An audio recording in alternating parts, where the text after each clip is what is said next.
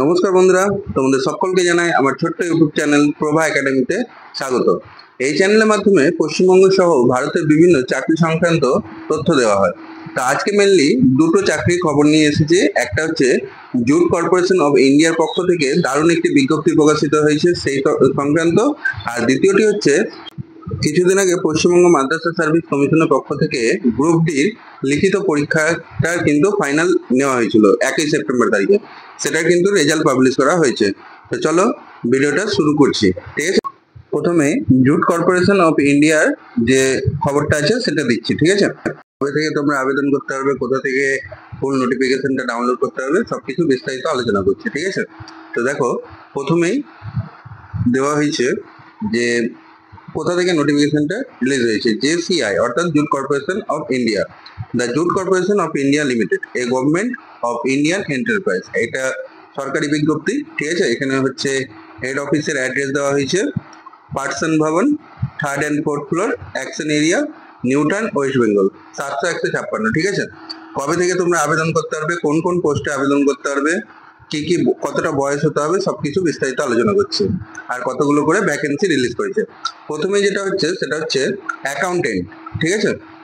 তো তোমাদের কোয়ালিফিকেশন কি লাগবে? কোয়ালিফিকেশন লাগবে এমকম অথবা বিকম, 7 বছরের এক্সপিরিয়েন্স হওয়া, আর এমকম করা থাকলে 5 বছরের এক্সপিরিয়েন্স হওয়া, ঠিক আছে। ভ্যাকেন্সি হচ্ছে টোটাল 23টা, যেখানে এসসি থাকছে 4টা, এসটি থাকছে 2টো, ওবিসি থাকছে 5টা, এডব্লিউএস 2টো, আর ইউআর হচ্ছে 10টা, ঠিক আছে। আর যারা ফিজিক্যাল হ্যান্ডিক্যাপ তাদের জন্য থাকছে 2টো পোস্ট। যাদের 2টো পাই খারাপ বা একটা পা খারাপ তারাই আবেদন করতে পারবে, ঠিক আছে। তারাই অর্থাৎ এলিজেবল এই পোস্টের জন্য।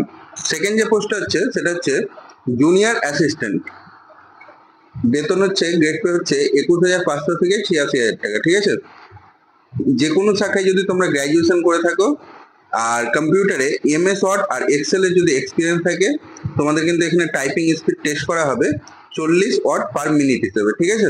তো যারা যারা গ্র্যাজুয়েশন করে আছো আর টাইপিং এর এক্সপিরিয়েন্স আছে কম্পিউটার সার্টিফিকেট সহ, তারা এই পোস্টে আবেদন করতে পারবে। কতগুলো পোস্ট আছে? 25টি পোস্ট আছে।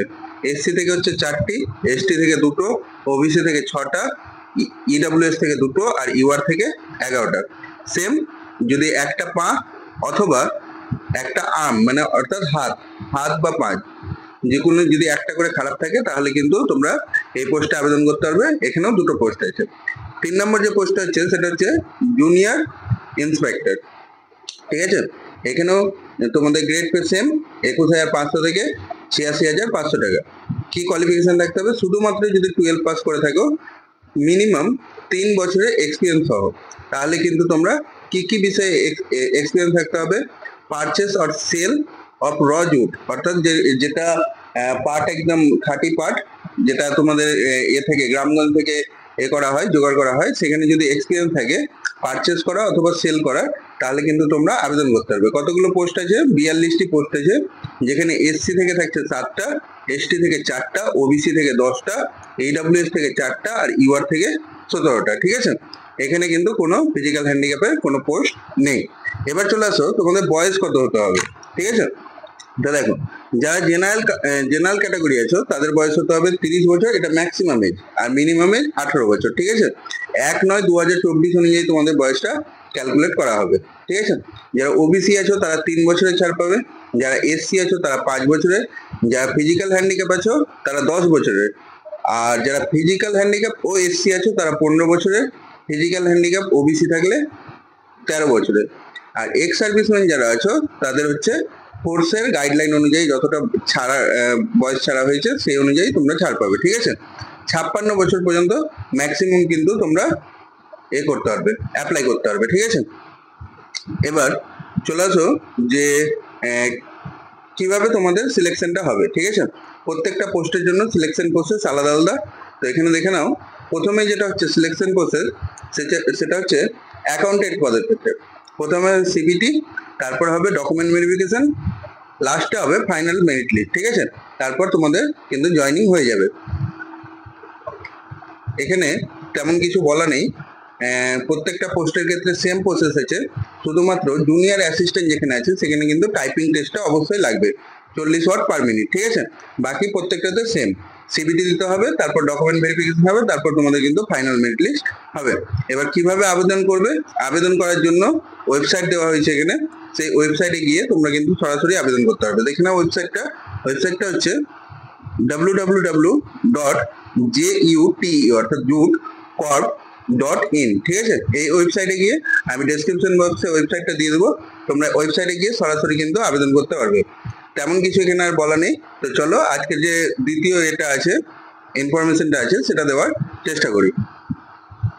দেখো, তোমরা জানো ডাব্লিউবি মাদ্রাসা সার্ভিস কমিশনের পক্ষ থেকে 1 সেপ্টেম্বর তারিখে কিন্তু তোমাদের যেটা গ্রুপ ডি, যেটা 2011 সালে তোমাদের প্রিলিমিনারি এক্সাম হয়েছিল, সেটার কিন্তু রেজাল্ট পাবলিশ করে 1 তারিখে তোমাদের মেন এক্সামটা কন্ডাক্ট করানো হয়েছিল।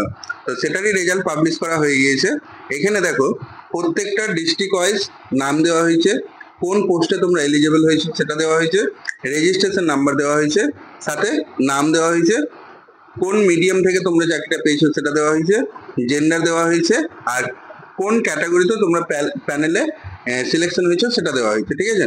তো প্রত্যেকটা ডিস্ট্রিক্ট, এখানে 23টা ডিস্ট্রিক্টেরই দেওয়া হয়েছে। দেখে নাও, বাঁকুড়া প্রথমে চলে আসছে, পিয়ন, তারপর ল্যাব অ্যাটেন্ডেন্ট কিছুটা পোস্ট থাকবে, দেখে নিবে এখানে, ঠিক আছে?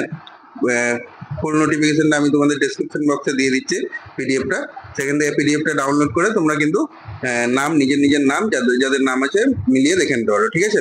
বীরভূম, তারপর কোচবিহার, দক্ষিণ দিনাজপুর, ঠিক আছে? প্রত্যেকটা ডিস্ট্রিক্টে কিন্তু দেওয়া হয়েছে, হুগলি। তো তোমরা এই পিডিএফ থেকে নিজের নামটা মিলিয়ে দেখে নিবে, ঠিক আছে? তো ঠিক আছে বন্ধুরা, আজকের ভিডিও এই পর্যন্ত। যদি ভিডিওটি ভালো লাগে তাহলে অবশ্যই ভিডিওটি শেয়ার করবে, এবং আমার চ্যানেল যদি নতুন হও তাহলে অবশ্যই চ্যানেলটিকে সাবস্ক্রাইব করবে। ধন্যবাদ।